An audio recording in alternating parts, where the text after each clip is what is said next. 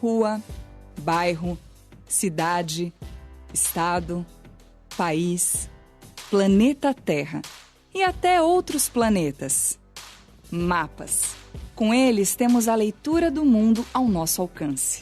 Você pode não perceber, mas os mapas são nossos verdadeiros guias. Este mapa aqui no metrô situa os usuários em seus trajetos. Essa linha, por exemplo, começa na Vila Prudente e vai até a Vila Madalena. E o mapa mostra os pontos de paradas.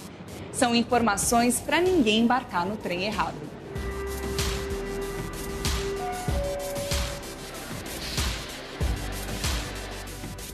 E nas viagens para outros países ou cidades?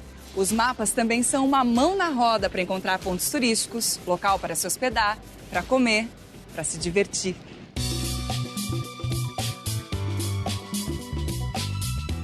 Todas as características do espaço geográfico podem ser representadas pela cartografia. Mapas físicos mostram relevos, rios, altitudes, clima. Mapas econômicos apresentam dados de produção, finanças, distribuição de renda. E o mapa demográfico? Indica número de habitantes, as várias etnias, a movimentação das pessoas pelo mundo. Os mapas políticos retratam as fronteiras entre países, estados, cidades. E existem os mapas históricos, como estes aqui, que representam fatos do passado. Parece muito mapa? Ainda tem esse outro modelo, que chama a atenção pela desproporção entre as partes. Veja este mapa sobre a incidência de raios e grandes temporais nas regiões do mundo. Os locais com maior número de casos aparecem proporcionalmente maiores que os demais, sem levar em conta a escala cartográfica. Por isso, ganhou o nome de mapa de anamorfose.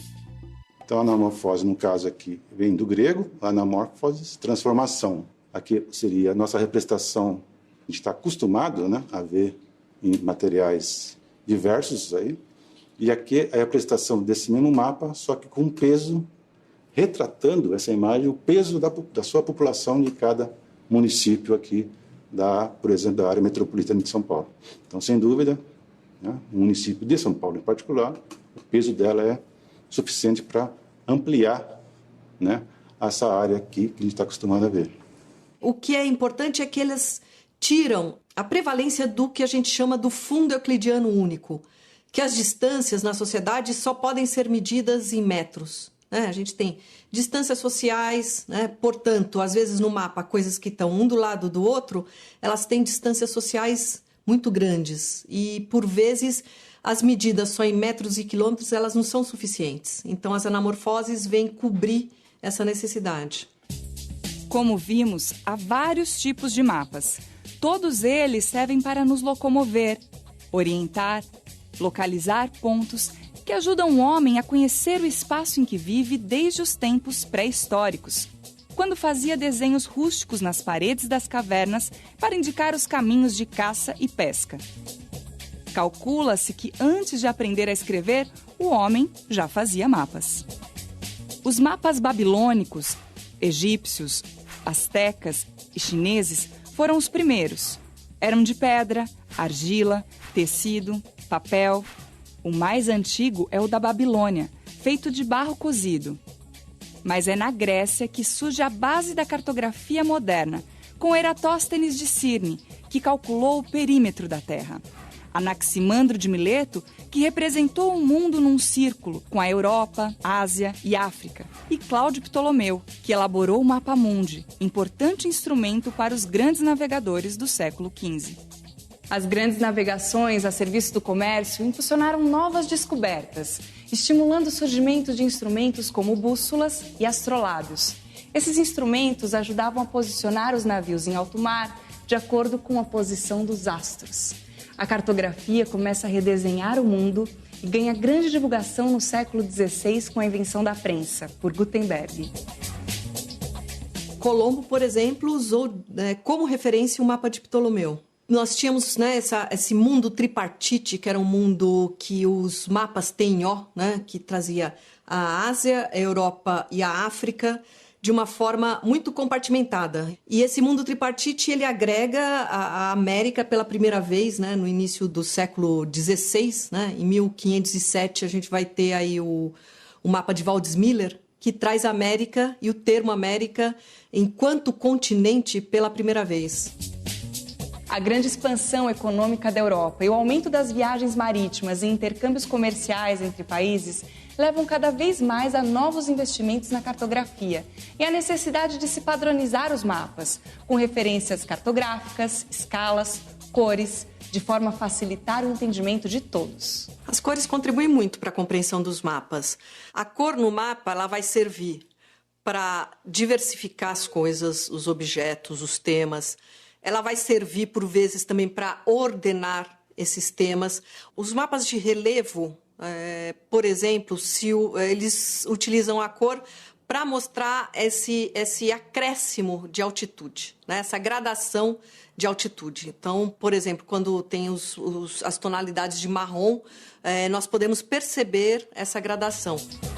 Os portulanos, feitos em pergaminhos ou livretos, traziam descrições detalhadas de rotas, zonas, direções dos ventos, correntes marítimas, calmarias, recifes. Mas foi com o belga Gerardo Mercator que o mundo ganhou nova cartografia. Bom, Mercator, né, traz um mapa que seria a primeira projeção do que nós chamamos da cartografia matemática da Era Moderna, né, em meados do século XVI. E ele traz um mapa que era um contexto do seu momento, da sua época, que era as grandes navegações, o mundo já sedimentando a descoberta das Américas ali representada no mapa. Depois nós vamos ter a introdução da Oceania, né, um século mais tarde. Depois foram criadas várias outras projeções, como a azimutal, senoidal, de Peters, Rosell, Robinson. Todas essas projeções, ela pode ser várias formas de representações, né? Imagine o planeta Terra, que é uma esfera, a gente vai ter que transformar aquela esfera num plano, que é o mapa representado. Então, todo mapa que a gente conhece, sendo impresso ou digital ou virtual, ele passa por uma série de transformações até chegar ao seu produto final. Com o tempo, os mapas ficaram cada vez mais elaborados. Mas o termo cartografia só apareceu no século XVIII, quando foi usado pela primeira vez pelo historiador português Manuel Francisco de Barros, o Visconde de Santarém. Cartografia vem das palavras charta, papel em latim, e graphe, que significa escrever em grego. Com a Revolução Industrial e a entrada do mundo na Era Moderna, a cartografia ganha novos investimentos para elaborar, criar e detalhar melhor os mercados consumidores da nova economia que surge. O avanço da tecnologia oferece hoje total precisão aos estudos cartográficos. Seja com fotos tiradas de aviões, imagens de satélites e radares, ou então GPS, que é o sistema de posicionamento global que nos localiza em qualquer ponto da superfície da Terra. Hoje, todas as áreas geográficas são mapeadas e monitoradas. Com imagens realizadas com precisão milimétrica, a cartografia permite aos estudantes, técnicos, professores, pesquisadores e ao público em geral ter acesso a mapas atualizados com informações para todas as áreas do conhecimento.